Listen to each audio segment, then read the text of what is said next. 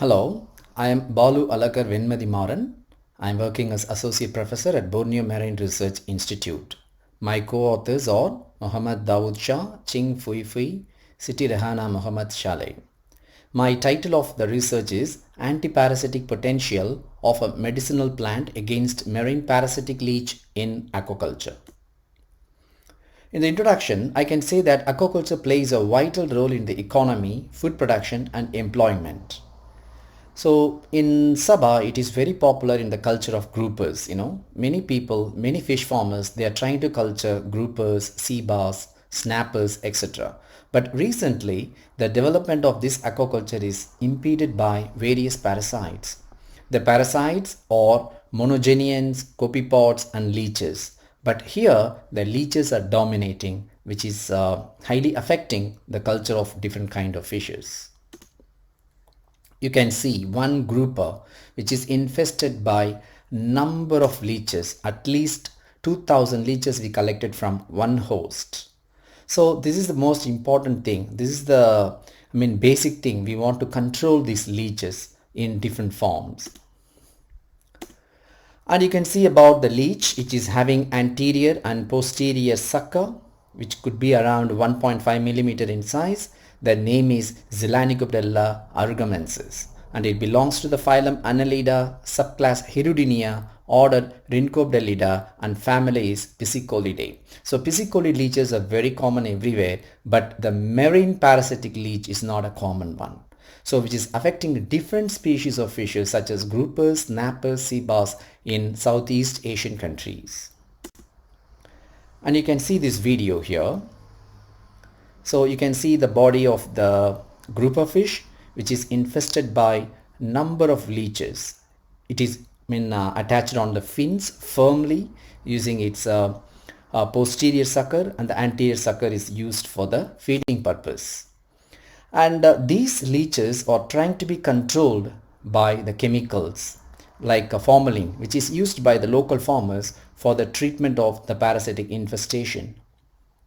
But of course, we all know that the chemical is not only harmful to humans but also for the fish. So we try to take the natural agent from Sabah using the natural plants. So we targeted many plants we are targeting, but here I am presenting about the one plant, Dillenia safraticosa, which is a medicinal plant which belongs to the family Zeylanicobdella and which is very common in Sabah, in Kota Kinabalu also. And you can see here the toxic chemicals are used, formalin, organophosphate, which is very harmful for the fish, human and the environment. So we are trying to stop these toxic chemicals and using the natural product which can be applied as a biocontrol agent. So because it could be non-toxic and it is good for the fish, good for the human beings and for the environment. So this kind of biological control method is highly essential for any kind of culture techniques. When you're going for the culture techniques, it can be affected by bacteria or virus or whatever it may be. But instead of applying chemical, if we apply that natural product, which is essential in this situation. The objectives of our study is to evaluate the bioactive compound or composition of Dillenia safraticosa and its flower by GCMS analysis. And also we study the morphological features of the parasite, and of course we study the anti-parasitic potential of this plant and the flowers. The methodology, we collected the flowers and plant of this D. safraticosa from our UMS area and also in Kota Kinabalu. It is highly dominant. We can able to collect, which needs to be dried and powdered, and using the sock slit method we are trying to take out the methanol extract, and that methanol extract we are checking. Using that methanol extract we are checking the antiparasitic bioassay, and also GCMS analysis are done. And we use like different kind of groups as a group 1 control, group 2 formalin, and group 3 like a dosage level 2.5%, 5% and 10%. So we checked with the different kind of dosages to control the parasite. And you can see the results. This is the activity of bioactive compounds identified in the methanolic leaves extract of Dillenia safraticosa by GCMS.